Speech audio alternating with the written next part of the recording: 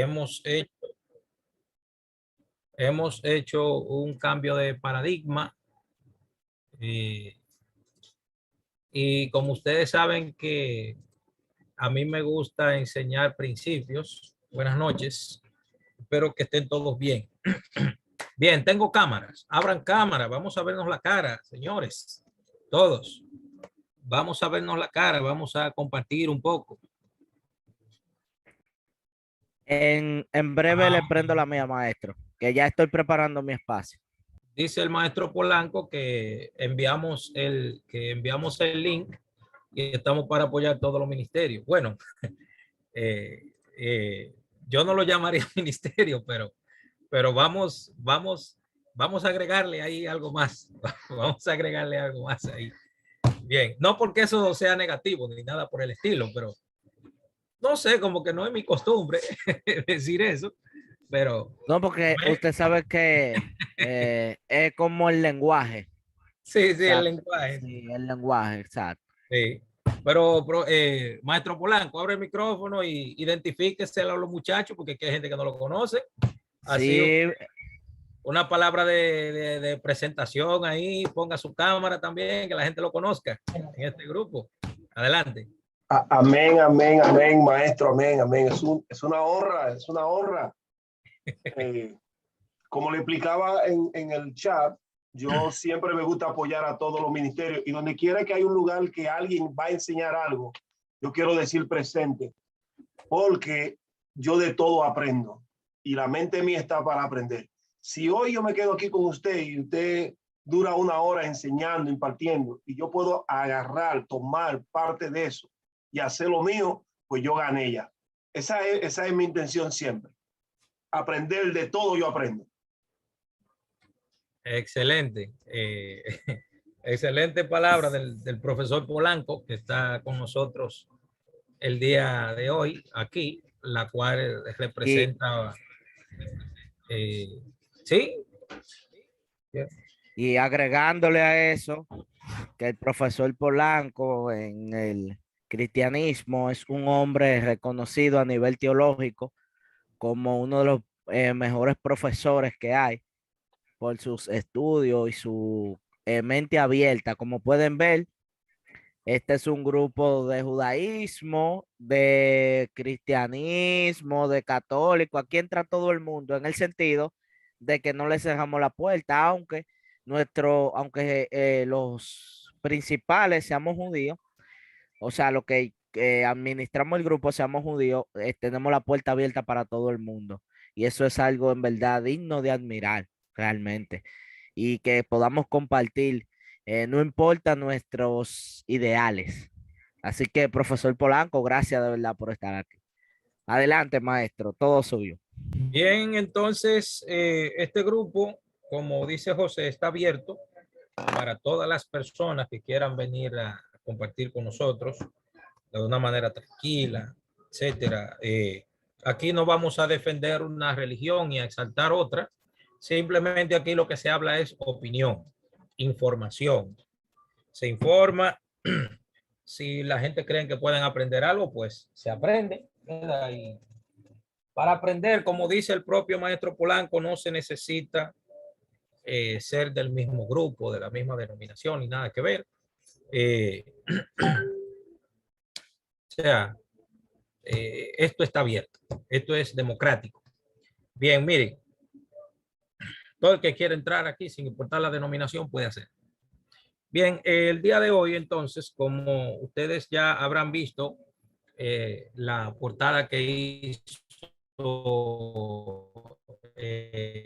José, nosotros nos gusta, por lo menos en este grupo, nos gusta enseñar principios, enseñar, aquí se enseña cómo aprender.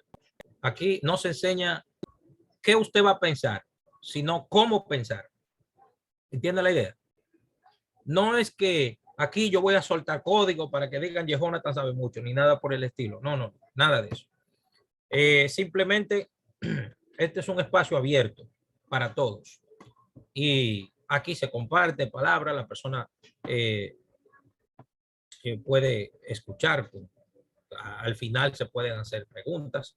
Si las sabemos, las respondemos. Si no sabemos, pues le pregunto a uno de mis maestros si se le puede brindar algún tipo de información. A mí, por lo general, siempre me gusta hablar cosas que tengan que ver con ley, reglamentos, principios, etcétera. Esa es mi forma de enseñar, que le he aprendido con uno de mis maestros también, y creo que esto resulta de gran ayuda. Que siempre se aprendan principios y cosas que ayuden a la persona a abrir el entendimiento. Como ustedes saben, el gran poeta, filósofo, escritor y médico, Rambán Maimónides, como aparece aquí en la presentación que hicimos, que hizo José, muestra la foto o una breve foto de este gran sabio de Torá que existió en el siglo XII, llamado Rabbi Moshe ben Maimónides, como lo pueden ver por aquí. Este señor, aún sin haber computadoras, ni celulares, ni toda la tecnología que hay hoy en día, este señor hizo un resumen de todo el Talmud y él nombró a ese libro Mishneh Torah. ¿Entiendes? También tiene otro nombre en hebreo, Yad HaZaká, la mano fuerte. También este gran sabio de Torah elaboró los 13 principios de la fe, que ya nosotros, gracias al Eterno, ya los pudimos explicar todos. Los 13 principios de la fe judía también los hablamos. También este gran sabio de Torah, pues, dividió la Torah en 613 mandamientos, que según su opinión, que ha sido mayormente aceptada por todo el pueblo judío, en todo el mundo, donde quiera que hay judíos, dividió la Torah en 613 mandamientos. Sabemos que por ahí anda una tradición que la Torah tiene 10 mandamientos, pero tenemos noticia de que la Torah no tiene 10 mandamientos. Esos 10 pueden ser categorías, pero no mandamientos. Entonces, Rambán Maimónides dividió la Sagrada Torah en 613 mitzvot, mandamientos, que son 248 positivos y 365 negativos. Entonces, ¿qué nosotros vamos a hacer con la ayuda del Eterno? Que vamos de alguna manera a estudiar los 248 mandamientos positivos. Vamos a ver a cuántos podemos llegar el día de hoy. Tal vez lleguemos a 5, 10 o no sé cuánto, tal vez 20.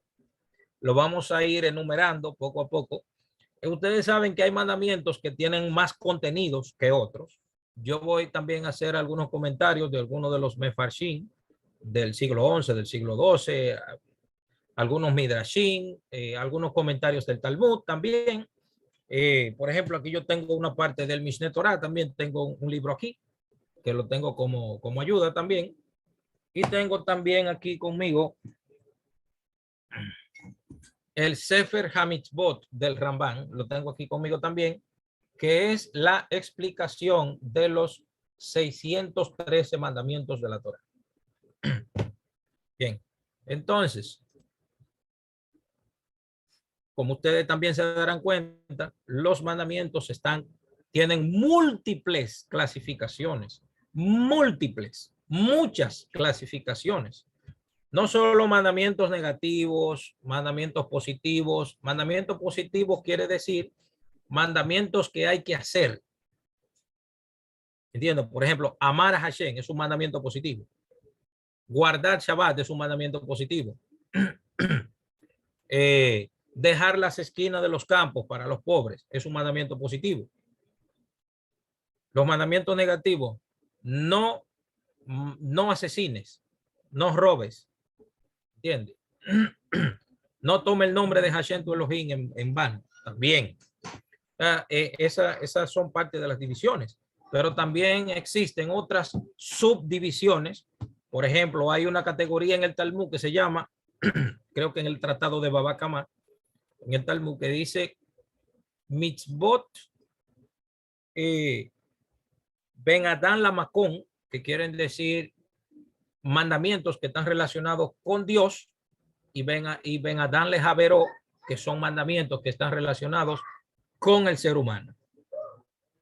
Tenemos dos conexiones, una conexión vertical con Hashem a través de los mandamientos que son positivos y negativos, que son hacer y no hacer con respecto a Hashem, y mandamientos y conexión vertical con respecto al prójimo, que son mandamientos de hacer y no hacer, pero que tienen que ver con el hombre y su prójimo. También hay otras categorías de mandamientos, por ejemplo, mandamientos eduyot, que son mandamientos que dan testimonio de X hecho o de X historia. ¿Entiendes? La salida de Egipto, por ejemplo, hay un mandamiento, el que habla que Hashem mandó a los hijos de Israel a habitar en cabaña. Ese es un mandamiento de Uyot, porque da un testimonio de que cuando los hijos de Israel salieron de Egipto, o sea, se está recordando, está testificando que cuando los hijos de Israel salieron de Egipto, Hashem lo hizo habitar en cabañas. Pero esos son solamente por citar algunos ejemplos. Existen otros ejemplos. Por ejemplo, están los mandamientos Hukim, que son mandamientos que no tienen una explicación lógica. Por ejemplo, la ley del Shatnez, que se conoce en español como la ley de que la persona, que los hijos de Israel no pueden utilizar una ropa de lana y lino junto. Incluso hay un mandamiento que es una jucá, un mandamiento que carece de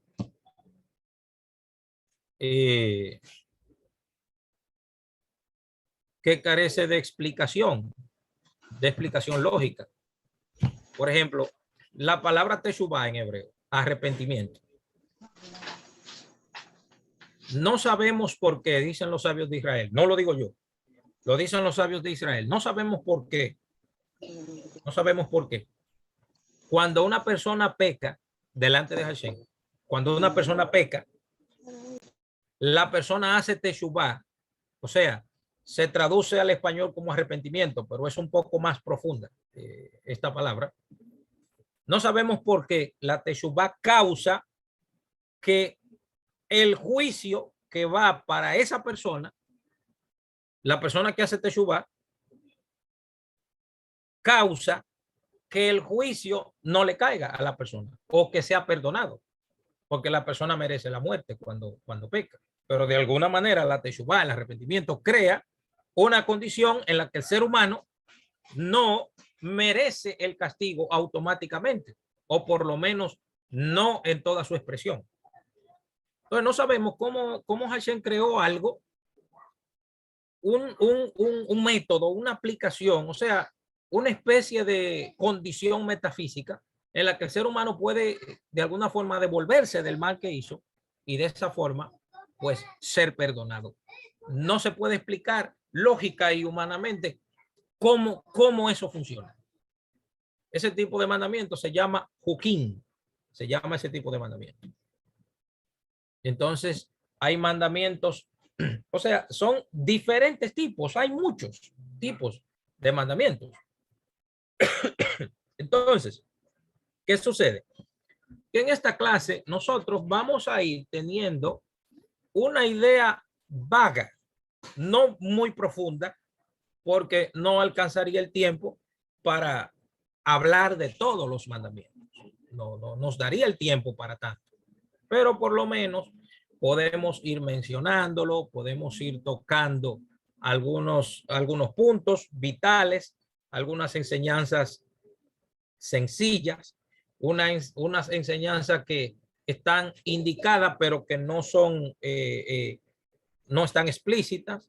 Luego podemos sacar un aprendizaje de ahí y como última instancia, también puede haber un secreto oculto en ese mandamiento. ¿Entiendes? Ahora mismo acabo de hablar del método Pardes, como se menciona en hebreo. Pshat, Remes, Zod, Drash. ¿Entiendes? Pero que a cada mandamiento se le puede aplicar eso y otros tipos y métodos de interpretación rabínica que todos tienen cabida en la Torah. Bien. La otra cosa es que cuando nosotros empezamos a enumerar los 248 mandamientos positivos que están en el Mishneh Torah, como lo enumeró Rambán en el siglo XII, en el año 1135, 1180, por ahí, siglo XIII, perdón. Hay mandamientos que son muy simples, que dicen cosas muy simples, pero como son tantos, algunos pueden parecer incluso como aburridos, pero en realidad no lo son, porque la palabra de Hashem son nuevas cada mañana. Cada mañana podemos estudiar algo distinto, podemos ir aprendiendo, etcétera. Por lo tanto, ustedes saben que tenemos mucho que aprender en esta vida. En esta vida nunca se acaba de aprender.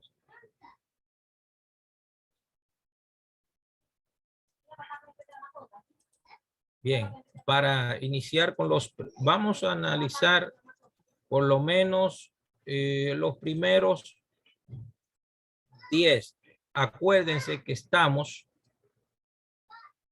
en el Mishneh Torah. Vamos a hablar de 248 mandamientos positivos.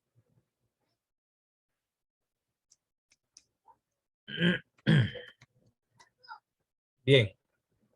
Mishneh Torah dice aquí, mitzvot positivas. Antes que nada, esta palabra que aparece aquí, mitzvot, quiero hacer una pequeña aclaración.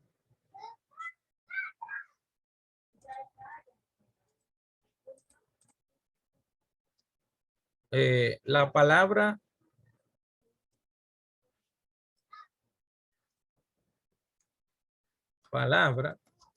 en hebreo, mitzvah, viene de otra palabra que ahora mismo no la recuerdo, pero para que tengan la idea vaga, que tiene que ver con acercarse a Hashem. Porque la palabra mandamientos a veces suena como muy brusca, como medio pesada. Pero el sentido en hebreo de esta palabra tiene que ver como que la persona que peca se aleja un poco de Hashem. Entonces, el que hace una mitzvah, un mandamiento, está buscando acercarse a Hashem. ¿Entiende la idea? La palabra mitzvah tiene que ver con acercarse a Dios. Más que guardar una cosa ahí que nadie puede con ello, no. Tiene que ver con acercarse a Hashem. Por lo tanto, fíjense que el primer mandamiento, el primer mandamiento de estos enumerados en el Mishneh Torah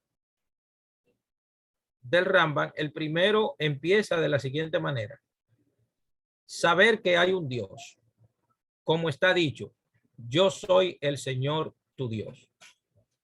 Éxodo 22 y Devarim 5:6. Fíjense parece como que vamos a hablar de los 13 principios de la fe, pero no es así. Parece como que vamos a hablar de eso, pero no es así. Fíjense que el texto dice que es saber que Dios existe. Saber que Dios existe. O sea, este texto no nos está, estos textos no nos están ordenando creer en Dios. Este texto nos está ordenando saber que Dios existe. Porque el que sabe algo está, vamos a decir, seguro. Por ejemplo, el nombre suyo usted no lo cree, usted lo sabe. Por lo tanto, aquí Hashem, la Torá ordena dentro de los sentimientos nuestros y nos ordena saber que Él existe. Pero una explicación de un filósofo rabino que yo escuché de una universidad de Ohio dice que cuando la Torá dice yo soy el Señor tu Dios, que lo que está queriendo indicar este texto es un poco más, va un poco más allá. Este texto está indicando que nosotros digamos dentro de nosotros, yo quiero creer, yo quiero saber que Dios existe, o yo lo deseo dentro de mí. O sea, no es, este mandamiento tiene que ver, no es simplemente con que uno tenga una fe ciega a creer en Dios, sino este texto lo que está como tratando de crear un balance entre que hay pruebas de que Dios no existe, si es que se puede decir que no existe, porque no se puede decir que Dios existe. Preguntar si Dios existe es como preguntar, ¿la existencia existe? Porque siempre nosotros los seres humanos corremos a pensar en Dios en relación a tiempo, espacio, lugar y realidad.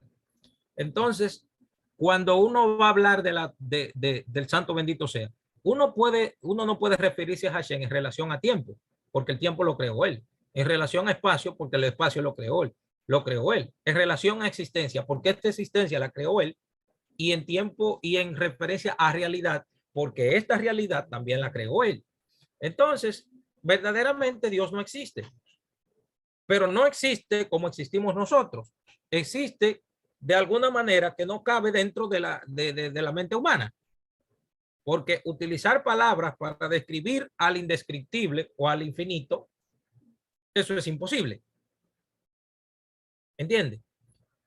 Entonces, lo que verdaderamente explica este filósofo que yo escuché es que la Torá lo que persigue es que uno quiera saber que Dios existe, que uno desee saberlo, que uno desee que el ser humano dentro de él trabaje, maneje la creencia, si así se puede decir, o maneje el conocimiento de la existencia de Dios. Es como decir, yo quiero, lo voy a decir así, yo quiero creer que Dios existe.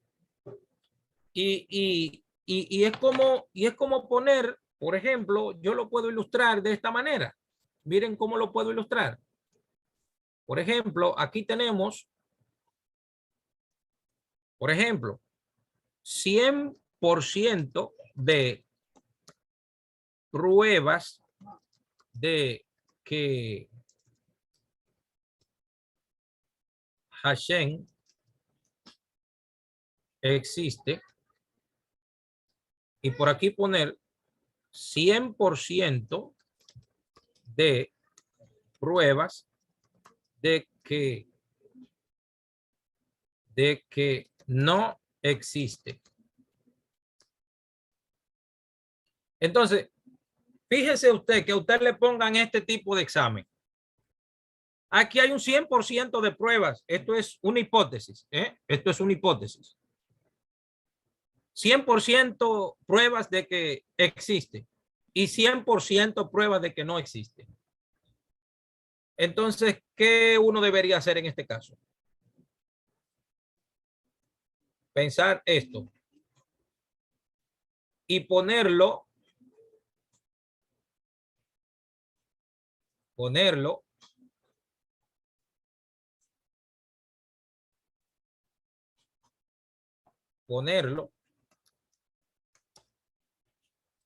en tela de juicio y análisis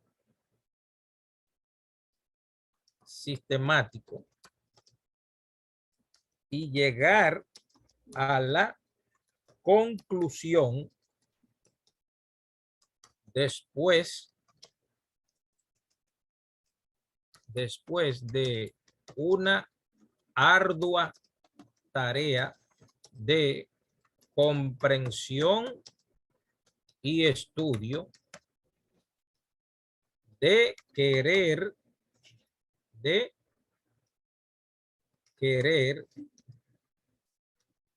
y desear que Hashem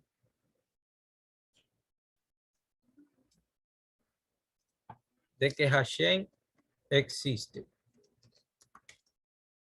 O sea, esto, la forma en que lo explica este filósofo es no dar por sentado la existencia de Dios. No darlo por sentado. Ah, sí, Dios existe. ¿Por qué? Ah, porque yo lo siento en mi corazón. Dios existe. Ah, porque me hizo un milagro. Dios existe. Ah, porque me lo enseñaron desde chiquito. Dios existe porque, ah, porque me lo dijeron. O porque lo dice en la Biblia. O porque yo lo leí en un libro. O porque me lo dijo el profesor de la escuela. O porque me lo dijo el pastor de la iglesia. O me lo dijo el rabino. O me lo dijo el imán de la mezquita. No, no, no, no. Lo que Rambán y este sabio quieren decir es que saber esto es como trabajarlo mentalmente, analizarlo, cuantificarlo, medirlo. Y luego que uno hace todo ese trabajo, llegar a esa conclusión. ¿Entiende? Eso es lo que este mandamiento quiere señalarnos, lo que este mandamiento quiere de alguna manera hacer entrar a nuestro intelecto de cómo debería ser nuestra fe, cómo debería ser nuestra creencia. No es que, señores, a veces uno quiere ayudar a Dios. ¿Usted no se han dado cuenta de gente que le gustan ayudar a Dios? ¿Usted no se ha topado con gente así? ¿Eh? ¿Usted no se ha topado con gente que le gusta ayudar a Dios? En este ejercicio espiritual de la comprensión de los mandamientos de la Torah, del estudio bíblico en general. De hecho, existe una corriente hoy en día relacionada con la Biblia que mucha gente han terminado en ateos. ¿Entiendes? Por excavaciones arqueológicas, por investigaciones de la tierra, etcétera. Porque yo le voy a decir algo. El Códice Sinaítico fue descubierto 1500 años después que fue escrito. Fue escrito en el siglo IV, en el año 330, 350, por ahí más o menos.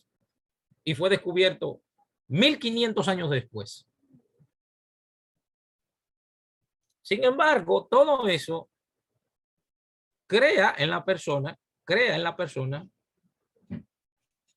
un hito, crea un deseo de yo no creo que Dios existe.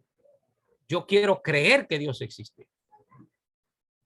Hay que trabajarlo eso, hay que analizarlo eso, hay que vivirlo, hay que sentirlo, hay que estudiarlo, hay que internalizarlo en nosotros. Me gustaría por lo menos escuchar 3 personas que me digan qué opinan sobre la conclusión que llegaron tanto Rambán como este filósofo que yo escuché. Me gustaría por lo menos escuchar 3 personas de 1 minuto, 2 minutos más o menos. Ok, voy a abrirlo, a permitir que los participantes reactiven. Están Ok, abiertos, maestro, ya. ok, adelante, ya pueden. ¿Qué piensan ustedes de esta hipótesis, de este razonamiento de estos sabios? Por lo menos 3 personas. No de un estudio, simplemente una aportación que, ¿cómo usted lo piensa? ¿Cómo lo analiza? Cualquiera, no importa. Brian, adelante.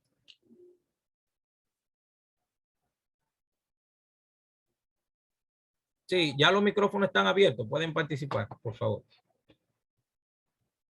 ¿Todavía no? Oh, oh.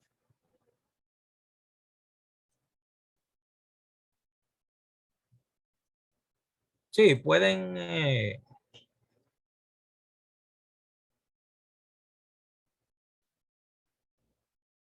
Sí, ya está abierto. Ya pueden activar los micrófonos.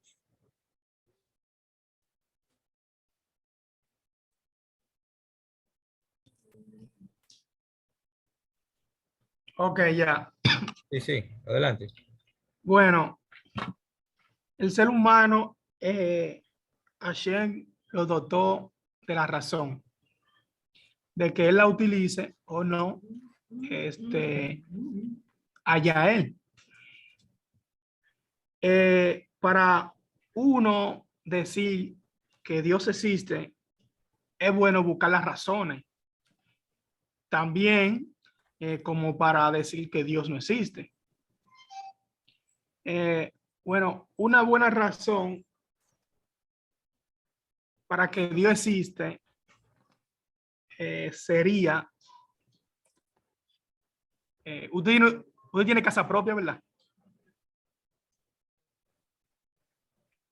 Bien, Brian Saludos. Sí, adelante, Brian. Acuérdese Un que ejemplo, no es un discurso, una aportación breve. ok, una casa te la hace un maestro. ¿Quién te la hizo? Un maestro constructor. Entonces, la creación la hizo fue el creador.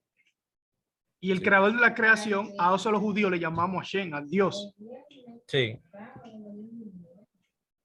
Una Pero hay que razón, un tener ejemplo. pruebas. Hay que tener pruebas. Se trata de bueno, tener un análisis. argumento. Es un argumento. Al menos es una línea de un argumento. Excelente. Ok, tenemos el aporte de Brian. ¿Quién más? ¿Alguien más? ¿Nadie más? Seguimos entonces. ¿Nadie más va a opinar nada? Bien, dice el versículo. Saber que hay un Dios, como está dicho, yo soy el Señor tu Dios. El mandamiento de creer que el mundo tiene un Dios que causó todo lo que existe y que todo lo que es fue y será por los siglos de los siglos, es de su poder y su voluntad, y que nos sacó de Egipto y nos dio la Torá, como está escrito, yo soy el Señor tu Dios, que te saqué de la tierra de Egipto. Y su comprensión es como si dijera, conoce y cree que hay un solo Dios, ya que la palabra yo indica existencia. Por eso cuando uno le pregunta a una gente, a un lector simple, diga el primer mandamiento, o sea, el primero de los 10, nunca dice, yo soy el Señor tu Dios. Siempre dice, no tendrás otros dioses delante de mí. Siempre dicen el número 2. Pero lo que pasa es que esto no aparece como una orden, porque dice, yo soy el Señor tu Dios. Esto más bien aparece como una declaración. ¿Entienden? Aparece como una declaración, no como el resto de los mandamientos. Estas galletitas sí son buenas. ¿Y dónde fue que me la compró? Espérate, galletica para después. Pues sí, entonces, al no aparecer como una orden, Rambán cuando lo lee, no lo ve como una declaración. Rambán lo ve como un mandamiento también, porque según él, yo implica existencia. Pero acuérdense, cuando decimos existencia, estamos ajustando la existencia de Dios a la existencia de la realidad nuestra. Acuérdense, yo estoy diciendo Dios existe como yo entiendo que yo existo, pero la existencia de Dios está fuera del entendimiento humano de cómo existe algo. Pero vamos a seguir con el número 2. El número 2 dice, reconoce su unidad como está dicho. Reconoce su unidad como está dicho. El Señor nuestro Dios, el Señor uno es. ¿Cuál es el siguiente mandamiento? Reconocer la existencia. Rambán lo clasifica. Rambán lo clasifica. Automáticamente lo clasifica. Dice, reconocer su unidad como está dicho. Rambán se acoge de la misma Torah y en su división dice, aplicando ese mandamiento para enumerarlo, dice, reconocer la unicidad de Dios. Reconocer la unicidad de Dios. Ahora, ¿cómo se entiende la unicidad de Dios? Por ejemplo, un ejemplo simple. ¿Cómo es el saber de Dios y cómo es el saber nuestro? ¿Dios se conoce a sí mismo? Sí. Claro que sí. Pero Dios no adquiere sabiduría o no adquiere conocimiento como nosotros. Por ejemplo, yo estoy leyendo este libro. Lo leo. Tiene 400 páginas. Adquirí el conocimiento que vino de ese libro. Ahora ese conocimiento forma parte de mí, pero anteriormente no estaba. Entonces, el saber de Dios no es como el saber nuestro, porque el saber, ese saber que yo aprendí de ese libro estaba fuera de mí. Ahora ese saber entró a mí. Por lo tanto, el saber de Dios no es como el saber nuestro. La unicidad de Dios no es como la unicidad nuestra. Por eso dicen los investigadores, los grandes sabios de Israel, dicen, por eso cuando Joseph quiso jurar frente a sus hermanos, cuando José quiso jurar frente a sus hermanos, él no dijo por la vida de Dios, sino dijo por la vida del faraón. Porque uno dice, yo tengo mi vida, pero Dios no tiene vida, Dios es la vida. Dios no tiene conocimiento, Dios es el conocimiento. Dios es todo lo que Él es. Aunque se manifieste en diferentes emanaciones, Dios sigue siendo uno. Dios tiene el plural y el singular y sigue siendo uno. En Hashem, en Dios, está todo. Lo singular y está lo plural. Está todo. Vamos a crear al hombre. En el Tratado de Megilá 31a, en el Talmud babilónico, dice creo que fueron 13 cosas que cuando los masoretas tradujeron la Septuaginta, hubieron 13 cosas que la tradujeron modificada. Y la mayoría de ellas tienen que ver con asuntos para que los griegos cuando leyeran eso no fueran a pensar que habían varios dioses, sino solamente un Dios. Y una de ellas la escuché del rabino Ran Aniyar de la comunidad Maguen David, que dijo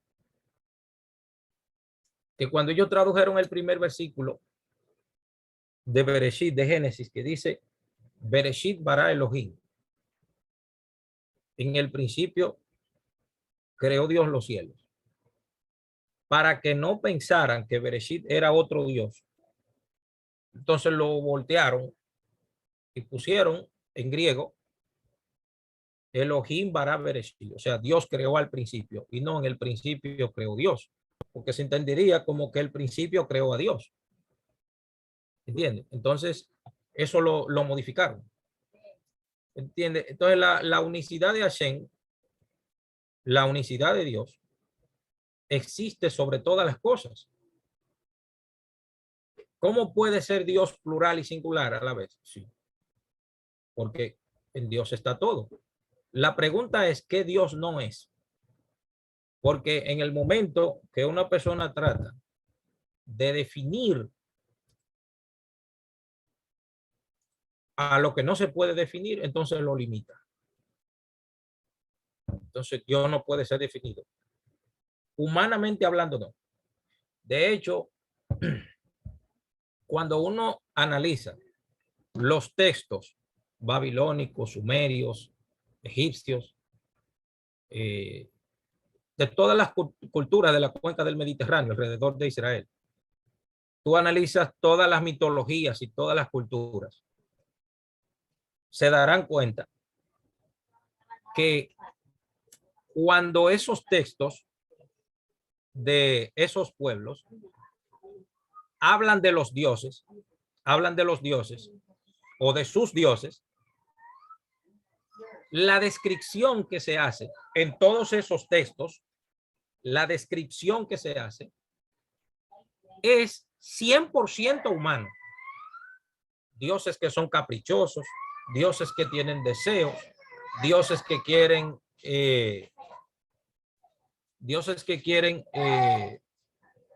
no,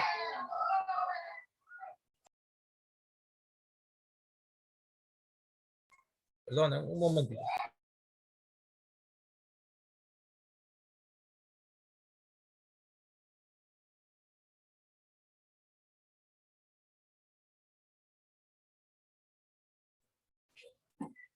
Bien, entonces cuando se analizan esos textos, la forma de la descripción de esos dioses es casi 100% humano.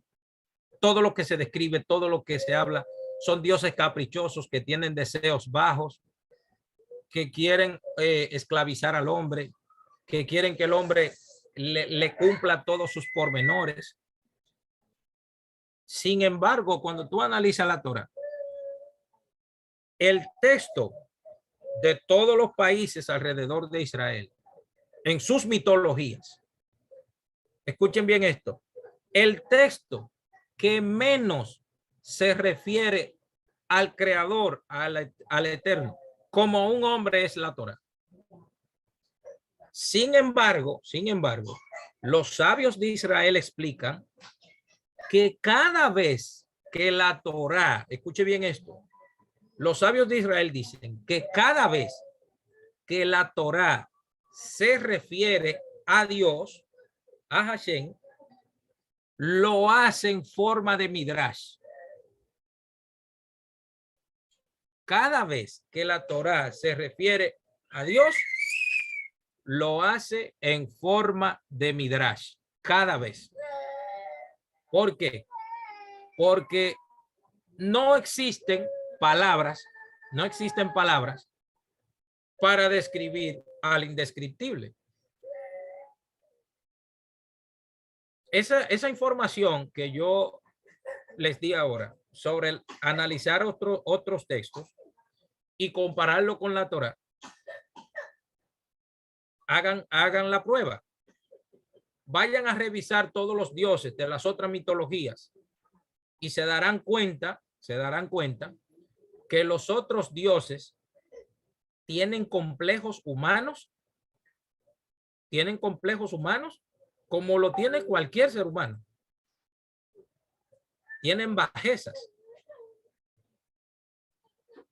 No estoy diciendo ahora que el judaísmo es mejor que todas las otras religiones, no estoy diciendo eso. Simplemente que hagan un análisis, porque en esos pueblos, por ejemplo, en Egipto, ¿ustedes saben quién es el único hijo de Dios en Egipto? El único hijo de Dios en Egipto es el rey. Todos los demás están por debajo de él. Sin embargo, ¿qué dice la Torá? ¿Qué dice Génesis? Dice, todos los seres humanos, todos, fuimos hechos a la imagen de Dios. No, eso no implica imagen, ¿cómo se dice esto? Imagen física, eso no implica eso. Necesito que entiendan eso. Analicen esto que le estoy diciendo. Analícenlo. Hagan la comparación. Y se darán cuenta que el nivel de ética y de moral que alcanzó el pueblo de Israel con todos sus pormenores y todos sus pormayores, cuando lo comparamos con las otras naciones de la época, de esa época, se darán cuenta que el nivel de ética y de moral está muy por encima. Muy por encima. De hecho, los gentiles, las religiones paganas gentiles de la época, de la propia época incluso del Nuevo Testamento. ¿Por qué aparece en el libro de los Hechos 15? Que a los gentiles se les prohíba tres cosas, como son los sacrificados a los ídolos, el asesinato y los sacrificados a los ídolos, el asesinato. ¿Quién me acuerda la otra cosa que se le prohibió en Hechos 15? Fueron tres cosas que se le... los actos los actos de sexualidades prohibidas. Ajá, son cuatro, ok. Ajá. Comer los sacrificados a los ídolos. Actos de inmoralidad, idolatría. Ajá. Y la otra es, bueno, se me ha ido. Cuando la Torá, cuando en el Nuevo Testamento aparece que a los gentiles se le prohíban esas cuatro cosas, ya tú le estabas quitando el 80% de la práctica que ellos tenían. Óigame bien, cuando tú le quitas la idolatría, el asesinato, idolatría, asesinato, relaciones sexuales prohibidas y comer cosas sacrificadas a los ídolos. Cuando tú le quitas esas cuatro cosas, cuando tú le quitas, ajá, mire, el maestro Polanco lo puso, sino que se aparten de las contaminaciones de los ídolos, la fornicación. O sea, fornicación aquí es relaciones sexuales de cualquier tipo, de ahogado, sangre aquí, según la última investigación que yo hice, sangre ahí quiere decir asesinato. Pero pueden haber otras opiniones. Cuando tú le quitas a las religiones de aquella época, a excepción de la de Israel, le quitas esas cuatro cosas, automáticamente le estás prohibiendo entre el 80 al 90% de algo que ellos lo consideraban normal. Me gustaría oír el maestro Polanco sobre eso. ¿Qué usted piensa, maestro Polanco, sobre eso que yo estoy explicando ahora? Me gustaría oír la opinión suya. Sí, le es posible. Sí, no sé si me está escuchando.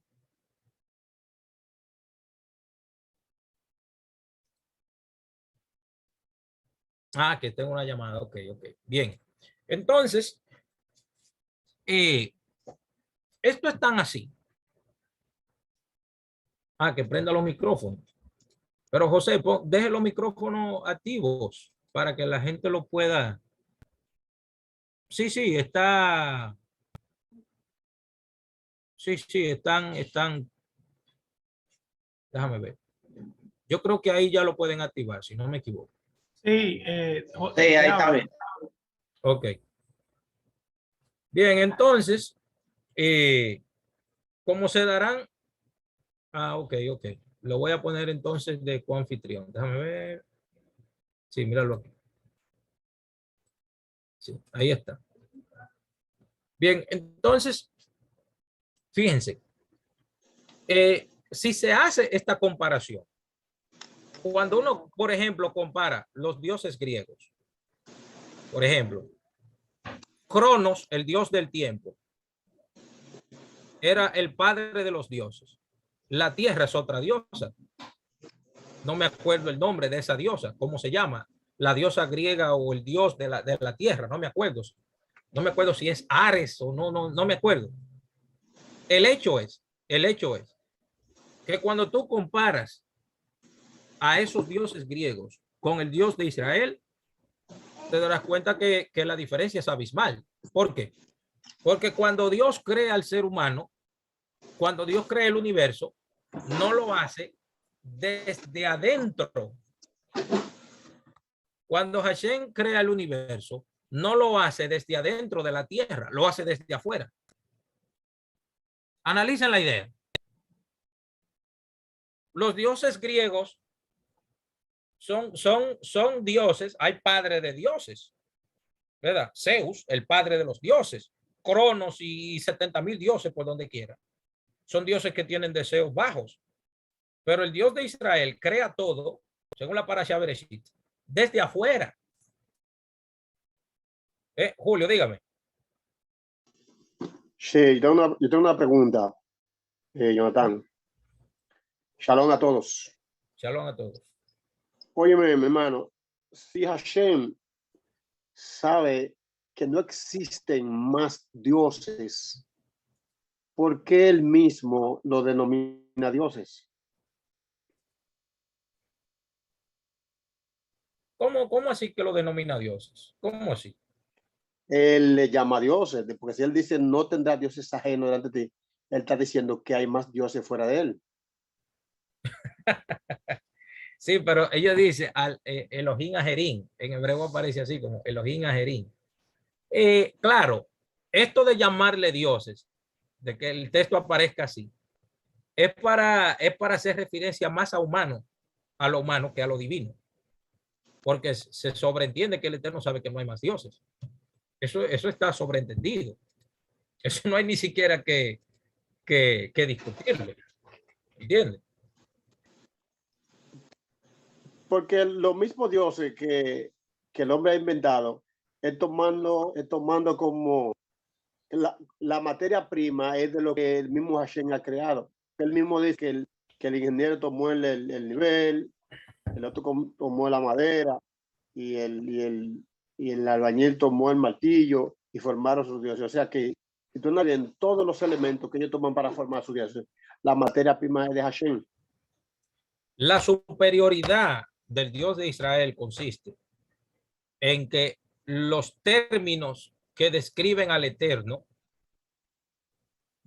los términos humanos que describen a Hashem son contradictorios. Porque Dios está descrito de muchísimas formas en la Torá, en los profetas, en los escritos, por donde quiera es diferente. ¿Y qué dice el Rambán?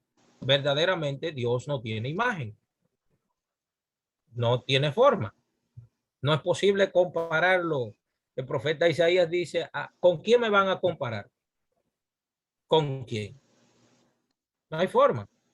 Si analiza los dioses de la mitología griega y otros países, se darán cuenta los dioses egipcios.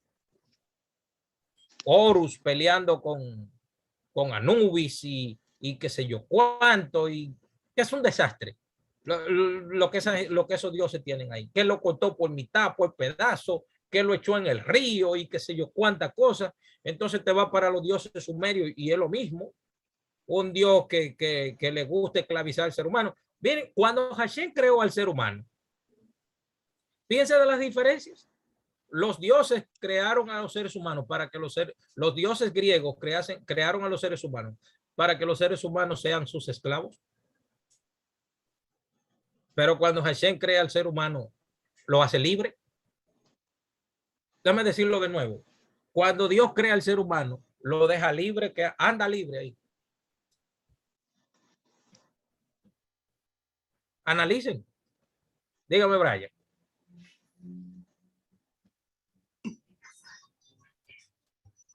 Los dioses, si nos fijamos en toda la mitología, los dioses son como funcionarios. Hay un dios del tiempo, hay un dios que es de la muerte. Con cada uno tiene una función. Sí. Dios de la muerte, Dios, son como hombres, porque aquí hay funcionarios, aquí hay Ministerio de Agricultura, Ministerio de esto. Y pelean, y los dioses pelean, algo que es típico de un hombre, pero Dios no pelea, Dios puede jugar con el faraón, ¿tú me entiendes? Pero no vemos que pelea. Entonces, Dios no es nada de lo que vemos. El ser humano no tiene una definición clara de que es Dios, pero una definición precisa, pero está lejos de lo que es Dios. Dios es todo. Dios no es todo lo que vemos. El ser humano Simplemente analicen los dioses griegos, babilónicos, de la religión del zoroastrismo, de los egipcios. Analícelos todos. Exacto. Búsquese un libro de mitología de ellos y léalos. Entonces, y ustedes se darán cuenta todo lo que no es eso. ¿Eh? Claro. Hashem sería como contradecir todo eso. Todo lo que tú ves, eso no soy yo. Una definición. ¿Saben cómo le llama el Rambán? Filosóficamente al Yetzer Hará, al deseo del mal, y al Yetzer Hatov, el deseo del bien. Fíjense cómo el Rambán lo enumera. El Rambán lo enumera así. Yetzer Hará es igual, es pasiones y deseos desordenados. Yetzer Ha-Tov, deseo de hacer el bien, ¿verdad? El primero es deseo de hacer el mal. El segundo, deseo de hacer el bien. Miren cómo Rambán lo llama al Yetzer Ha-Tov. Intelecto y razonamiento. Fíjense la diferencia. Cómo el Rambán lo llama.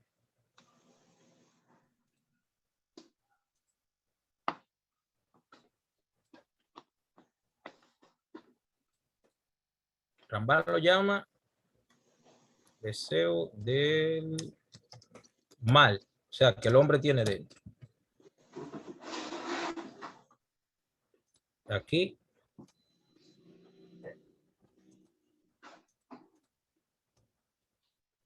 Deseo del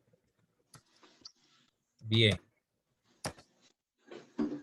Así lo llama el Rambam. Y mire cómo él le llama al deseo del mal. Pasiones y deseos desordenados. Y al Yetzer Hatov, intelecto y razonamiento. Cuando usted analiza esos dioses de esas mitologías,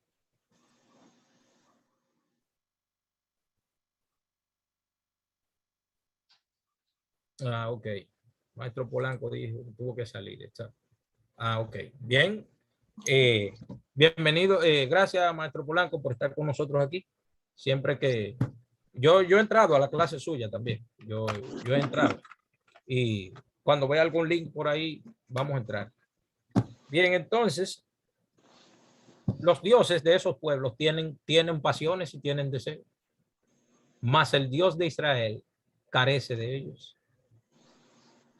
Pero que Dios se enfureció. Sí, Dios se enfureció es la forma que la Torá utiliza para decir que el ser humano cosechó lo que sembró. O para expresar que Hashem castigó. Pero ¿cómo es que Dios castiga? Que el ser humano camina torcido, recibe su recompensa por lo que hace, y el texto viene y dice, y Hashem se enfureció. ¿Pero que se enfureció de qué? Hashem no se enfureció nada. ¿Qué se enfureció de a dónde? ¿Para qué necesita Hashem enfurecerse? ¿Para qué? ¿Con qué objetivo? ¿Para qué? Hashem no necesita enfurecerse para nada. Entonces, estamos en los primeros dos mandamientos. Uno, saber que hay un Dios. Como está dicho, yo soy el Señor tu Dios. Y el número 2 dice, reconocer su unidad, como está dicho, El Señor nuestro Dios, el Señor uno es. El número 3 dice, amarlo como está dicho, y amarás al Señor tu Dios. El tercero, ¿cuál es? Amar al eterno nuestro Dios. Ahora la pregunta es la siguiente. ¿En los sentimientos se puede mandar?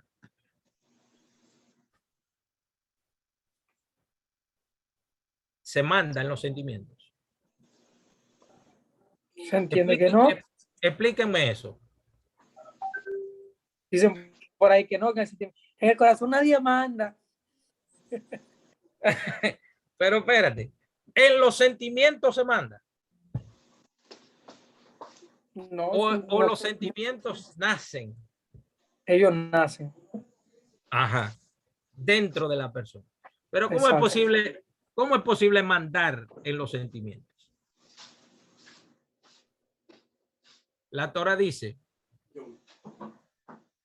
Beahavta et Adonai Loeja et kol nafsheja, amar al eterno nuestro Dios con toda nuestra alma y con todo nuestro corazón.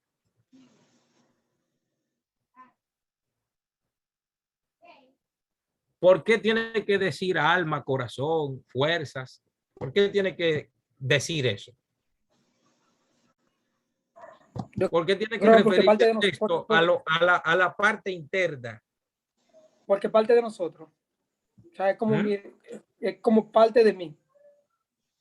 Imagínense ustedes, un cadáver puede amar a Hashem.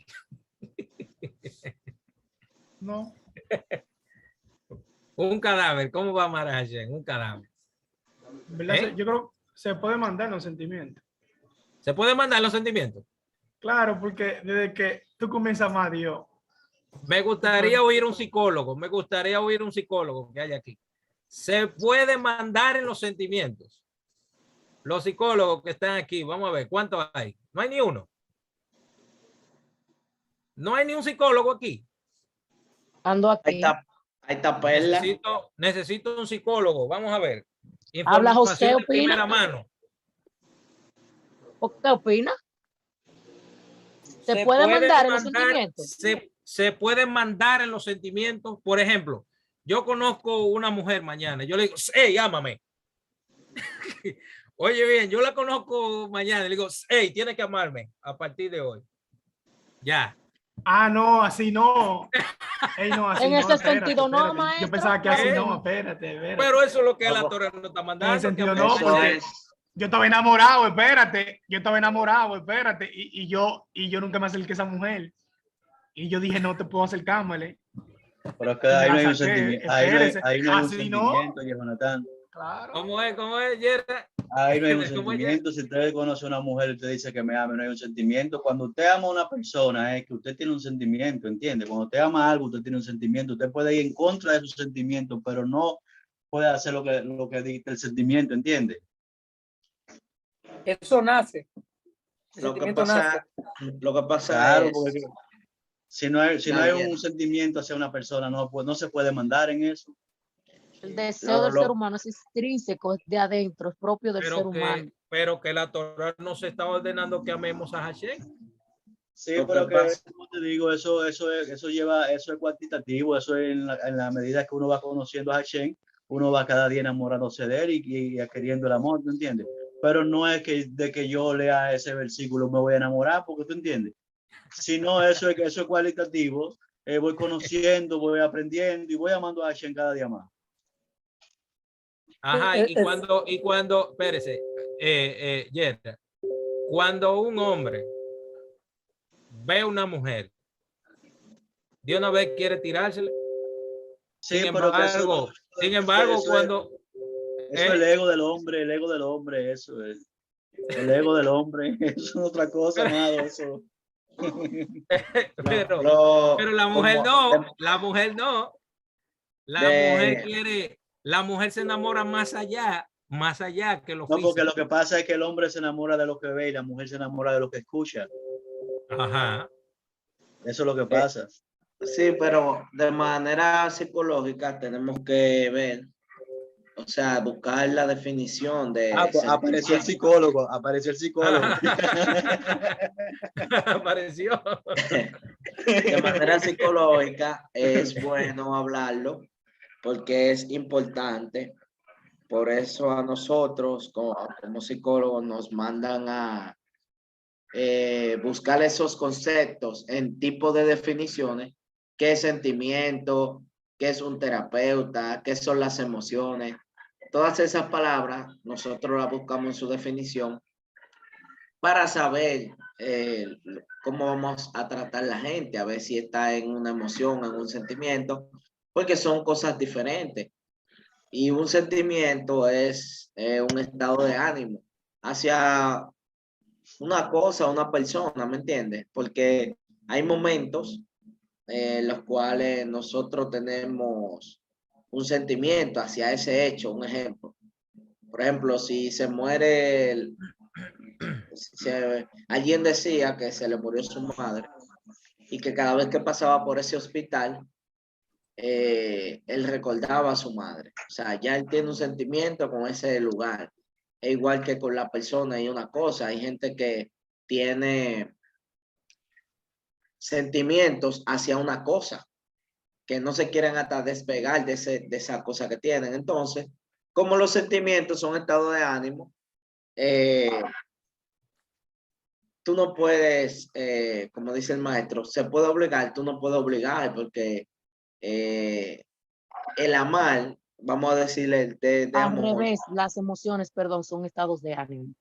los sentimientos también, pero eh,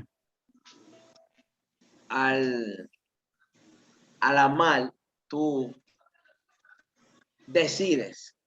O sea, tú decides amar a alguien, no es de que solamente por sus cualidades o por lo linda que sea esa persona, sino que tú también decides amar a esa persona. Entonces, todo maestro en la vida es una decisión también. Usted decide si estudiar o no en la universidad, usted decide si está aquí cogiendo clase o no, es su decisión. Todo en la vida es una decisión. Entonces, como los sentimientos están relacionados con el ánimo, como dice Gerald, mientras tú vas conociendo a Dios, porque hay mucha gente, nosotros que venimos mucho del cristianismo, que cuando estábamos en un buen estado quizá económico, a veces nos olvidábamos de Dios, pero cuando las cosas estaban malas, ahí estábamos buscando a Dios, buscando a Dios. ¿Pero por qué? Porque nuestro estado de ánimo estaba batido cuando estábamos mal y eso nos motivaba a buscar a Dios. Claro, esa no es un método de búsqueda sano, pero realmente el ser humano a veces busca a Dios acorde a su estado, acorde a sus circunstancias. Pero lo que dice Gerard es muy bueno. Tú vas amando a Dios mientras tú lo conoces. Porque uno no puede amar a alguien así de que ya te vi, te amo. No, eso es imposible. Realmente, Bien, eso es imposible. bien, José. Es que no va, hay que bajarle un poco. José anda con Sí, Brian, José y Brian sí, andan juntos. sí. Es una opinión, no es una clase. Bien, lo que quiero decir que nosotros, Vladi, dígame, Vladi levantó la mano. Está bien, porque voy a acordar con lo que dijo José, entonces está bien. Ah, ok, bien. Ahí hizo suya la palabra de José. Ahí. Bien, entonces, la Torá ordena que amemos a Hashem. Pero, como dijo Gerard, es un proceso. Julio. Julio dijo algo ahí. Entonces, la física. Bueno, se fue Julio ahí. Dígame, Arieski, adelante.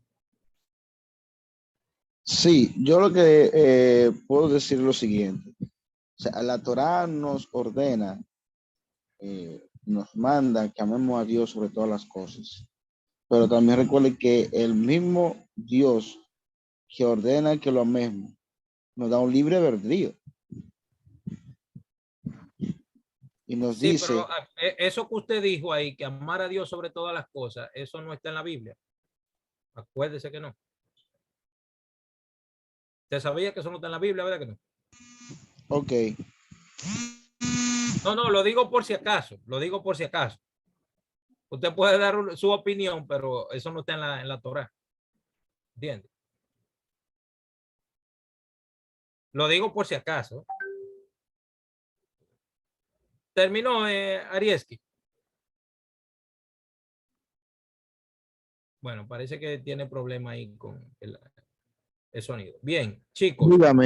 dígame, maestro, dígame. Digo yo, ¿usted terminó con la opinión suya? Usted me estaba corrigiendo de sobre que Dios no dice que lo amen sobre todas las cosas, que la Biblia no dice eso. No, la Biblia no dice eso.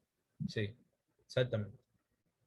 No es que es incorrecto eso, pero no está. Porque a veces uno le pregunta a la gente, dígame el primer mandamiento, y la gente dice, amarás al Señor tu Dios sobre todas las cosas. Eso no está en la Biblia. Ni en el Antiguo ni en el Nuevo Testamento, en ningún lado. El primero es, yo soy Adonai, tu Elohim. Y el segundo, no tendrás otros dioses delante de mí. Y el Shema dice, amarás al Señor tu Dios con todo tu corazón, con toda tu alma, con todas tus fuerzas. ¿Entiendes? Pero no aparece tal cosa como amarás a Dios sobre todas las cosas. Eso bueno, eso está en el catecismo católico de la Iglesia Católica. Ahí usted lo va a encontrar de una vez. Directamente lo encuentra ahí. Sí. Entonces, en el número 4 de los 248, ahora que vamos por el 4, el mandamiento número 4 dice, ya usted sabe, nos faltan 244 todavía. Qué belleza. Y después nos faltan los 365 negativos después de eso. Ya ustedes saben, lo que pasa es que a mí me gusta hablar de principios. ¿En qué lío lo metió Rambán a usted?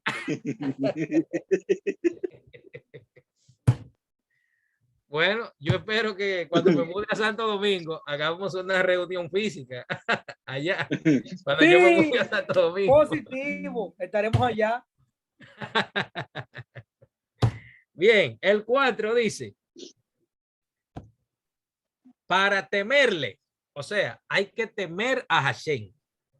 Como está dicho, al Señor tu Dios debes temer. Eso se encuentra en Deuteronomio 6:13 y capítulo 10, versículo 20. ¿Quién me lee el último? Es el 10:20.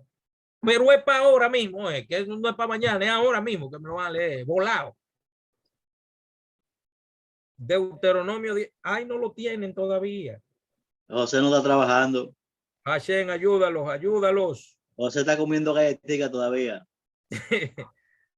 Va a tener que pedirle misericordia a Hashem por ustedes. Dice que no lo tienen todavía hoy.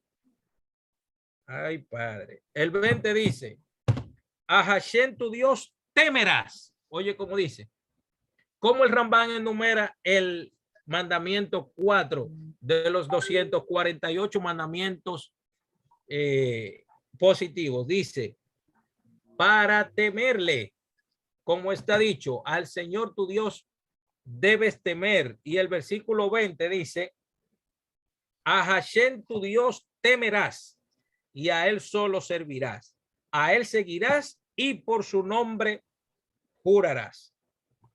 El número 4. El mandamiento de temer a Dios. Sí, maestro. ¿Cómo se define esa palabra de temer ahí? Porque ahora trae un poco como de confusión, no sé. No, les voy a explicar ahora. Fíjense bien. En hebreo hay una palabra para temer. Bueno, hay dos. Hay dos. Hay una que es como se escribe así. Pahad. Pero esta pahad tiene como lo que esta palabra, o sea, lo que esta palabra quiere decir es como temor de miedo. temor de miedo. ¿Entiende? Pero hay otra palabra en hebreo que es leshen. Leshen. Esta leshen es la que aparece aquí, o es lo que indica esta. Temer a Dios en este sentido es como saber que Dios te está mirando, que Él sabe lo que estamos haciendo. ¿Entiendes? Son dos palabras distintas, no es lo mismo. ¿Entiendes? No es igual. No es igual. Ahora, ¿cuál de esos dos temores creen ustedes que Hashem quiere que nosotros le temamos aquí en este versículo? ¿Cuál de las dos? ¿El temor del miedo o el temor de que nosotros sabemos que Él nos está mirando? ¿Cuál de las dos? Saber que Él siempre está pendiente. Exactamente. ¿Por qué creen Así ustedes como que siempre nosotros los hijos de Israel utilizamos esto? pero... ¿Por qué creen ustedes que nosotros tenemos esto? Porque esto es la prueba de que Hashem está por encima de nosotros y que nos está viendo. Exacto. ¿Entienden? Acuérdense que los sacerdotes del templo tenían cobertura, tenían la cabeza.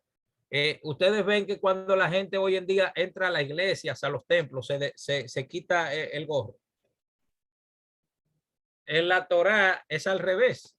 En la Torá no lo ponemos, nos ponemos la kipá. ¿Entiendes? Porque esto indica que Hashem está por encima de nosotros. Esto representa, la cobertura representa la voluntad suprema de Hashem. ¿Entiendes? Y está representado por esta cobertura. En esta clase nadie está obligado a creer nada de lo que decimos aquí. Entonces, el mandamiento de temer a Dios, que el temor de Dios, el santo bendito sea, esté siempre sobre nuestros rostros para que no pequemos. Queriendo decir que tememos con temor a su castigo y que nuestro corazón no esté sin temor a él todo el día. Y sobre todo esto dice el versículo: al Señor tu Dios temerás. Y la prueba de que este es un mandamiento positivo de la cuenta de los 613 mandamientos que nos fueron ordenados es lo que dijeron los sabios en el Talmud babilónico, en el Tratado de Sanedrín 56a, que dice: a través del debate sobre el entendimiento y el que blasfeme el nombre de Hashem, dice Levítico 24:16, diré que es para expresar como eso que está escrito.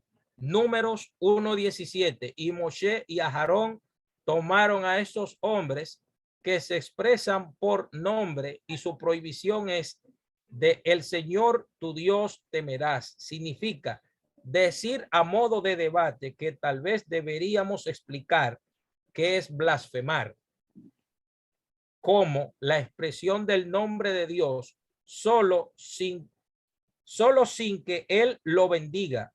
Y el pecado que habría en esto es porque pierde el temor, como lo es por el temor de Dios, de no mencionar su nombre en vano.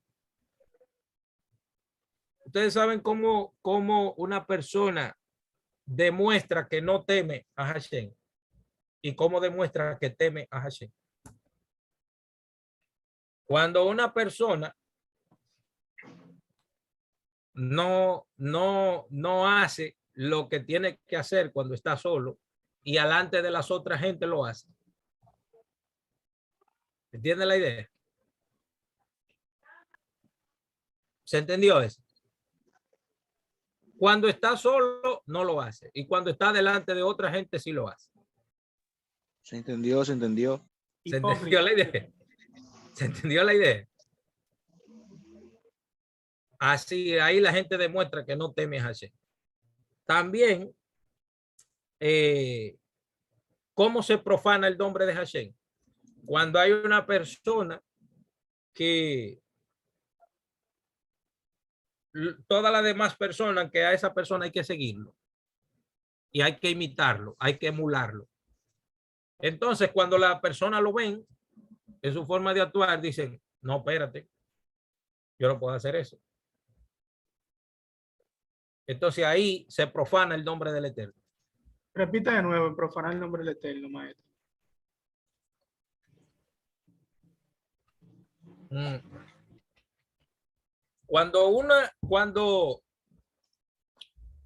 Cuando se mira a una persona que es digno de que hay que imitarlo,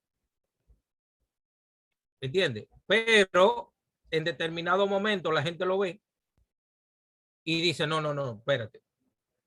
Pero que la gente pensaba que podía imitarlo, pero cuando lo ve actuando, entiende que no. Entonces ahí esa persona profana el nombre de Hashem. Ahí lo profana. Ah, y Por otra eso forma de... el texto del Nuevo Testamento que dice, por eso los gentiles, por eso, se me fue el texto. También, ustedes hacen que la fe. Sí, usted dice en la parte, dice que cuando los gentiles vean el proceder de ustedes, bendigan a Hashem. Lo contrario es que no bendigan a Hashem por su forma de actuar.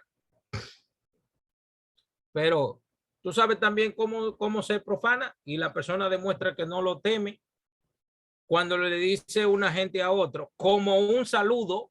Oye bien, no me malinterpreten. Cuando yo veo a Vladi y le digo, Vladi, Dios te bendiga. Ahí se profana el nombre de Dios.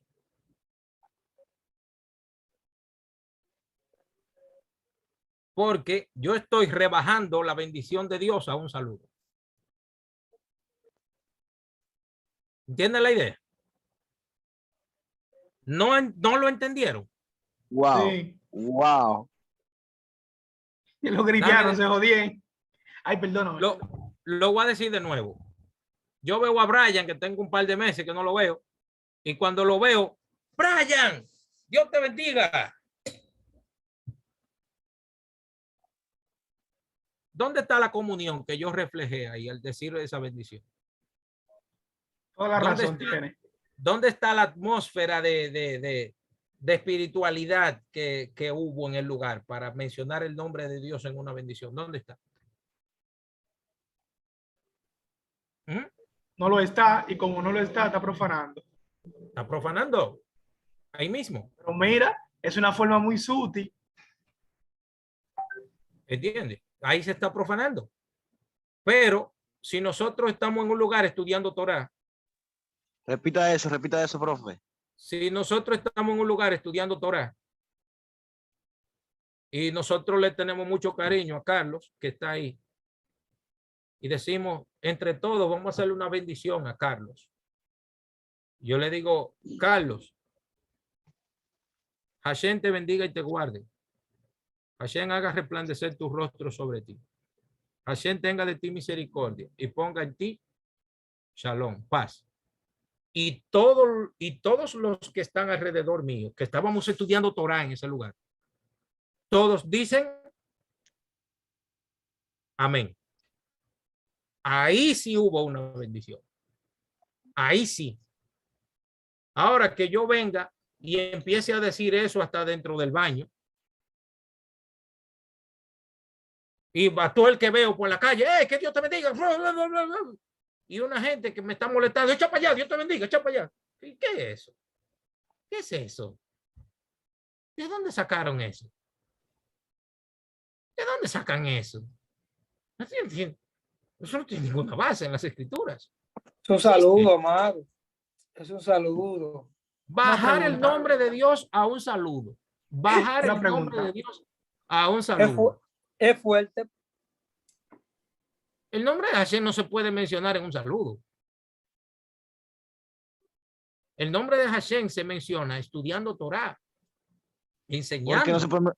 ¿Por qué no se puede mencionar un saludo, maestro? Porque un saludo, una bendición es una bendición y un saludo es un saludo. Una bendición Saludo, tiene una causa, ¿verdad? Una bendición tiene una ajá, causa, pero un saludo, no.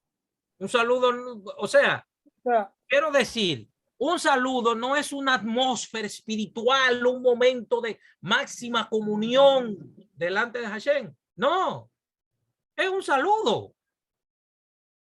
Ahora, cuando estamos en una reunión especial, algo bonito, algo espiritual, y yo le digo a mi hermano Víctor, que está ahí, Víctor, Hashem te bendiga a ti y a tu familia. Y los que están alrededor mío dicen, amén. Esa bendición es Sí, ya especial entendí. porque Ya entendí. el momento nosotros lo elevamos y lo transformamos en un momento especial. Pero si yo te digo, Dios te bendiga, fulanito, Dios te bendiga por allí, eso se Sí, ya transforma, entendí. eso se Un saludo. transforma en una, ¿cómo se dice esto? En una muletilla. Se transforma eso. Se toma el nombre en vano. Sí, en algo julín, como aparece un tratado en el Talmud, se llama julín, en una banalidad, algo vano, algo simple. ¿Entiende la idea ahora? Algo simple, algo, ¿me entiende? Entendido. Algo casi sin sentido. ¿Sí o no, Brian? Sí, una pregunta. Uh-huh. Eso es como tomar el nombre de Dios a la ligera. A la ligera, exactamente. Exacto, algo común. Algo común, algo. Señores. Si un cristiano me dice a mí, Dios te bendiga, lo correcto es que yo decirle, me dice Dios te bendiga, yo le digo, ¿cómo está? ¿Cómo está? Y ya, y no le respondo a mí. No, tú sabes cómo yo lo transformo eso en una misma. Digo, ven acá, un momento, ven acá. Tú deseas que Hashem me bendiga desde adentro de tu corazón. Le hago la pregunta. ¿Tú lo deseas que Hashem me bendiga desde adentro de tu corazón? Sí, pues yo le digo, gracias por desearme eso. Ah, ya, hizo el contorno usted. Hizo el contorno. Exactamente. De un saludo lo transformó como un rito. Ajá, le pregunté, ven acá. En realidad, tú deseas que Dios me bendiga. En realidad, desde adentro de tu corazón, ¿tú lo deseas? Sí. Okay. Pues, te doy las gracias por desear eso. Está bien, yo le entiendo. Pero hay algunas veces que yo no quiero hablar con nadie. Si yo no quiero hablar con él y me quiero ir rápido, me quedo callado. Ah, y oye la otra. Oye la otra. Hay gente que están enojados y le dicen a otro Dios te bendiga. Estando enojado. Sí.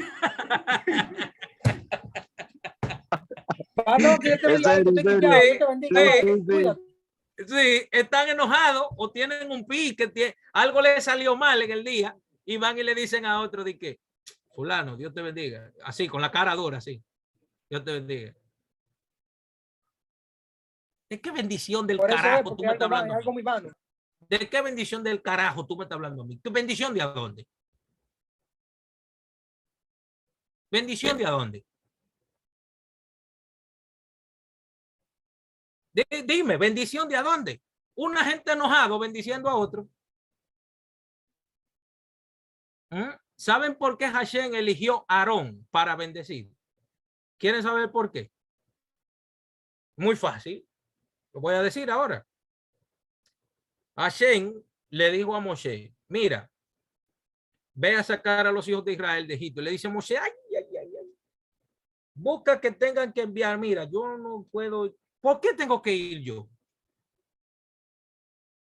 No, y entonces ahí empieza a discutir con el Eterno. En una, Hashem le dice a Moshe, mira, tu hermano Aarón irá delante de ti y él hablará por ti. Hizo así, Moshe. Se alegró. O sea, Hashem convenció a Moshe de que vaya. Cuando mencionó a Aarón. Ahora, ¿por qué Moshe se convenció cuando mencionó a Aarón? Porque Moshe duró 40 años allá con su familia en Miriam y Aarón estaba en Egipto sufriendo, pasando trabajo. O sea, Moshe se dio cuenta que Aarón tenía más méritos que él. Sin embargo, ¿qué dice el texto de de Éxodo, que cuando Aarón se enterara de que Hashem había elegido a Moshe como el liberador, como el Moshiach, así se dice el libertador, Moshiach, no estoy hablando de Mashiach, estoy hablando de Moshiach, que no es lo mismo. Aarón se alegró. Dice, y tu hermano se alegrará cuando escuche que tú vas. O sea, Aarón, siendo más viejo que Moshe y teniendo más mérito que Moshe, se alegra porque eligieron a un hermano de él para bendecir, o sea, para sacar al pueblo. No sintió envidia. Aarón se alegró. Entonces el Eterno me dice, pero eligen a otro y él se alegra. Él va a bendecir. ¿Entiende la idea ahora? Él se alegra. Pues él va a bendecir. Está escrito en Números 6, 24 al 27. Vaidaber Adonai el Moshe Lemor. Habló Hashem a Moshe diciendo, ve y dile a Aarón que así bendiga a los hijos de Israel. O sea, una gente que no tiene maldad en su corazón y que no está enojado, no puede bendecir. O sea, puede bendecir. Una gente que no tiene maldad, que no esté enojado, puede bendecir. Ahora, imagínese usted una gente con un pique del carajo y viene de que darle una bendición a usted, una maldición lo que le está dando. Piénsenlo para que ustedes vean si tengo razón o no. Analícenlo. Dígame, Arieski, dígame. Entonces, profe, entonces, maestro, ¿qué saludo uno podría usar en vez de decir, hermano, Dios te bendiga? ¿Qué saludo uno? Para uno entonces ir eliminando ese Dios te bendiga, porque como te dice, tiene lógica, o sea, bajar el nombre de Dios a un saludo es una bajeza grande, uno pensándolo bien, de verdad que sí. Le voy a decir qué saludo usted va a usar ahora mismo.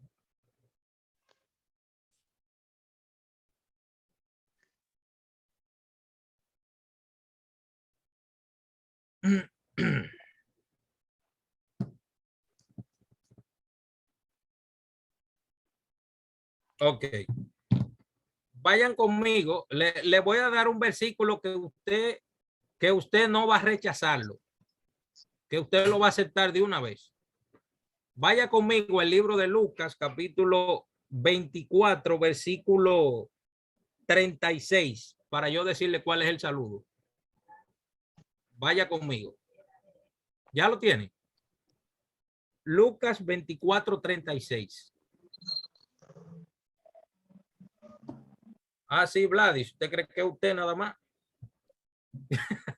No, copiándolo a usted, muere que estoy, que ya extrañaba los lentes. Bien, ya lo tiene. Ya lo encontré. Sí, léalo, Brian. Usted mismo ahí. Yo lo tengo. Sí, dele. Y mientras ellos aún hablaban de estas cosas, Jesús se puso en medio de ellos y le dijo, paz a vosotros. Shalom alejen. ¿Cómo fue que le dijo? Shalom. Shalom alejen. Paz a ustedes. No le dijo Dios te bendiga. Ni le dijo Dios les bendiga, hermanos. No. Dios te guarde, príncipe. No. Le dijo, no fue paz a ustedes porque no estaba hablando en español. Él le dijo, Shalom alejen. ¿Y cómo se responde a ese saludo? ¿Quién me dice? Alejen Shalom. Alejen Shalom. La paz sea contigo también, ¿entiende? Entonces, ese es el saludo. Por eso es que usted ve que cada vez que aquí iniciamos esta clase se dice Shalom a todos. Pero ya de ahí a decir una bendición, eso hay que dejárselo a los padres, el papá suyo, la mamá suya. ¿Cómo se responde esa bendición, profe? ¿Cómo se responde? O sea, ¿cómo se responde ese saludo? Shalom alejen. Y luego se responde al revés, alejen Shalom. Ok, perfecto. Claro. Yo expliqué eso en una materia de la universidad que estaba, antes de esta clase, yo estaba dando clase en la Universidad Teológica Shalom y hablé de esto. Y los pastores dijeron, ¿es verdad, sí? Los pastores dijeron, ¿es verdad, sí? Sí, los pastores dijeron, es cierto. Todos los pastores que estaban ahí en la clase, toditos, dijeron, es cierto. Señores, vamos a dejar la clase hasta aquí. Solamente pudimos Maestro, hablar de ¿cuántos mandamientos tocamos hoy? Cuatro nada más. Cuatro, ¿verdad? Ah, ok. En la clase que viene seguimos con los que faltan. Bueno, nos faltan 244 todavía, pero vamos a darle fecha. maestro, Bien, preguntas y comentarios. Este es el momento. que le iba a decir, ¿me escucha? Sí, adelante, adelante. Le iba a decir que, hablando del saludo, por acá hay una línea que ellos son rabacucos por aquí, por donde yo vivo. Y ellos, Ajá. cuando la gente dice que Dios te bendiga, amado, se lo comen. Ellos le dicen, ¿usted no leyó la Biblia? Con acervo, el saludo de ellos es la paz de Cristo. Así es, la paz. O sea, la paz que ellos te dicen. La paz. Si usted va a decir que Dios te bendiga, dice, ¿y usted es sacerdote? Bien, no hay preguntas, comentarios. José, adelante entonces.